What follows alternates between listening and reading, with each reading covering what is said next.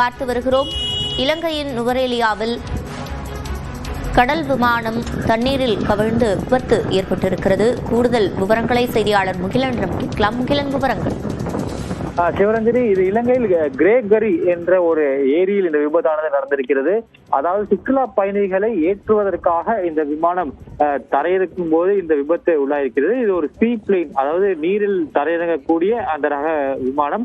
இந்த விமானம் அங்க இருக்கக்கூடிய சுற்றுலா பயணிகளை ஏற்றுவதற்காக இறங்கும் போது இந்த விபத்து உள்ளாயிருக்கிறது. இதில் அந்த விமானத்தில் இருந்த விமானி மற்றும் அந்த கோபைலட் என்று சொல்வார்கள், அந்த இரு விமானிகளும் தற்போது காயமடைந்து அவர்கள் மருத்துவமனைக்கு எடுத்து செல்லப்பட்டிருக்கின்றனர். இந்த விபத்தின் போது இந்த விமானத்தில் யாரும் இல்லாதனால் எந்த ஒரு உயிர் சேதமும் ஏற்படவில்லை.